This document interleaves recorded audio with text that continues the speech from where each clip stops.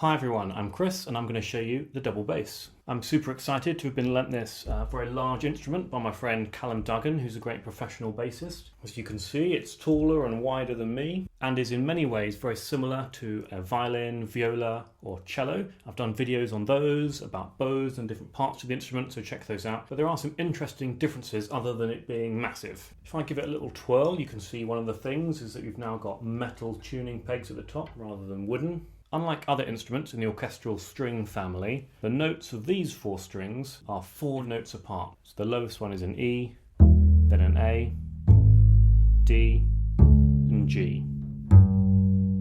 Interestingly, that's the same notes as the lowest 4 strings on a guitar, but an octave lower.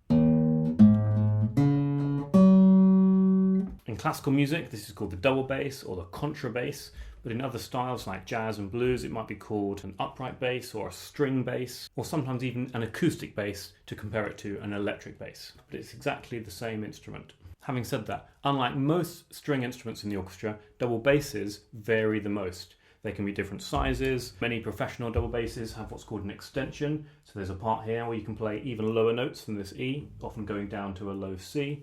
And some even have a 5th string to get to that low C instead. Double bass bows are heavier than other string instruments, but actually not much longer. Now it's not entirely clear why it's called a double bass. One theory is that it doubles the octave, i.e. it's twice as low as something like a cello.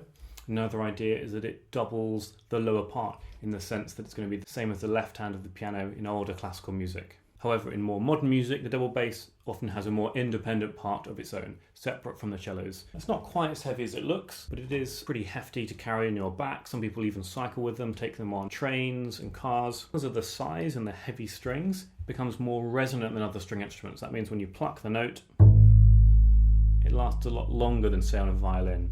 This technique is called pizzicato, and is particularly popular with the double bass for this reason. You can also play with the bow. That technique's called Arco, and even though I'm not a double bass player, I can give you a general idea of what that might sound like.